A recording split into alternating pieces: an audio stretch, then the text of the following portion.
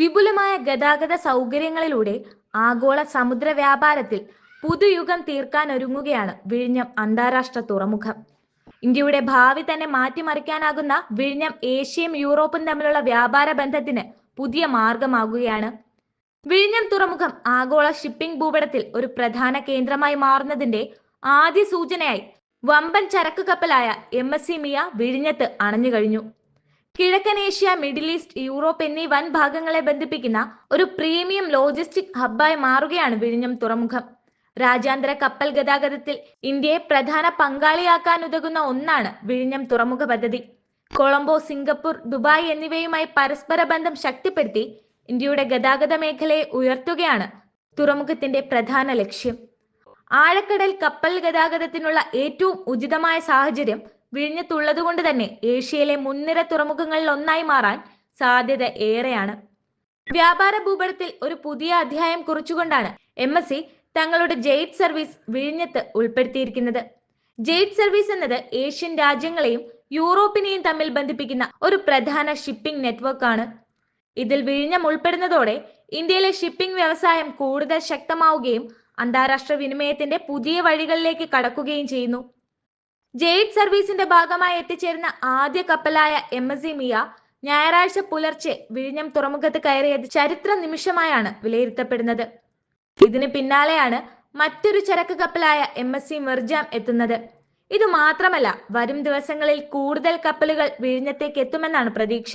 അതിന്റെ ഫലമായി Colombo, Dubai, Singapore തുടങ്ങിയ പ്രധാന തുറമുഖങ്ങൾക്കൊപ്പം ഇന്ത്യയും ആഗോള ഷിപ്പിംഗ് ചാർട്ടിൽ കൂടുതൽ ഉയരങ്ങളിലേക്ക് എത്തും. മലയാളി ക്യാപ്റ്റൻ നിർമ്മൽ സക്കറിയയാണ് MSC മിയയെ ബർത്തിലേക്ക് എത്തിച്ചത്. 20,000-ലേറെ കണ്ടെയ്നറുകളുമായി വിഴിഞ്ഞത്തെത്തിയ കപ്പലിൽ നിന്ന് 3,000-ഓളം കണ്ടെയ്നറുകൾ നീക്കം നടത്തും. ഈ വമ്പൻ കപ്പലിന് 399.99 നീളവും 62 മീറ്റർ വീതിയും 16 മീറ്റർ ഡ്രാഫ്റ്റുമുണ്ട്. 1.97 ലക്ഷം ടൺ വഹിക്കാനുള്ള ശേഷിയുള്ള ഇതിന് 23,786 TEU വഹിക്കാനാകും. ദക്ഷിണ കൊറിയയിലെ ഹുസാൻ തുറമുഖം, ചൈനയിലെ ലിങ്കോ ഷൂഷാൻ തുറമുഖം, ഷാൻഹായ് തുറമുഖം, യാൻ ടിയാൻ തുറമുഖം, സിംഗപ്പൂർ തുറമുഖം എന്നിവിടങ്ങളിലൂടെ സഞ്ചരിച്ചാണ് കപ്പൽ എത്തുന്നത്. വിഴിഞ്ഞത്തെത്തുന്നതിന് മുൻപ് ചൈനയിലെ ക്വിൻതാബോ തുറമുഖത്ത് നിന്ന് അതിന്റെ യാത്ര ആരംഭിച്ചു.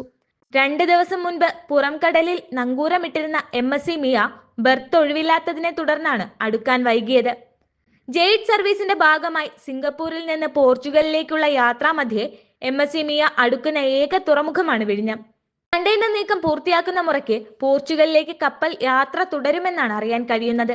ജെയ്റ്റ് സർവീസിന്റെ ഭാഗമായി ഈ മാസം 18-നാകും മൂന്നാമത്തെ കപ്പൽ വിഴിഞ്ഞത്തെത്തുന്നത്. കപ്പൽ സ്പെയിനിലെ വലൻസിയ തുറമുഖത്തേക്കുള്ള യാത്ര തിങ്കളാഴ്ച പുറപ്പെടും. ഒടുവിൽ സ്പെയിനിലെ ബാഴ്സലോണ തുറമുഖത്തും ഇറ്റലിയിലെ ജിയോയ ടൗറ തുറമുഖത്തും എത്തിച്ചേരും. അതേസമയം വിഴിഞ്ഞം അന്താരാഷ്ട്ര തുറമുഖം 1-ാം ഘട്ടത്തിൽ 10 ലക്ഷം കണ്ടെയ്നർ നീക്കമെന്ന ലക്ഷ്യം മറികടക്കും. ഭൂമിശാസ്ത്രപരമായി നോക്കുമ്പോൾ വിഴിഞ്ഞം അന്താരാഷ്ട്ര കപ്പൽ മാർഗത്തിലൂടെ എളുപ്പത്തിൽ എത്തിച്ചേരാൻ കഴിയുന്ന തുറമുഖമാണ്. കൊളംബോ തുറമുഖത്തേക്കാൾ അനുകൂലമായതാണ് വിഴിഞ്ഞത്തിന്റെ സ്ഥാനം.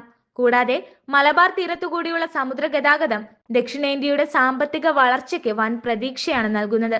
ഇന്ത്യയിൽ ലോജിസ്റ്റിക്സ്, ഷിപ്പിംഗ്, നിർമ്മാണം, കയറ്റുമതി, ഇറക്കുമതി മേഖലകളിൽ വലിയ മാറ്റങ്ങൾ കൊണ്ടുവരുന്നതാണ് വിഴിഞ്ഞം തുറമുഖം. നാവിക വ്യവസായം, ഗിയർ ഫാക്ടറികൾ, സപ്ലൈ ചെയിൻ മാനേജ്മെന്റ് തുടങ്ങിയ മേഖലകളിൽ വ്യാപാരികൾക്കും നിക്ഷേപകർക്കും പുതിയ അവസരങ്ങൾ തുറന്നു കിട്ടും. വിഴിഞ്ഞം തുറമുഖം പ്രാദേശിക തലത്തിൽ വൻ തൊഴിൽ വിപ്ലവം സൃഷ്ടിക്കും.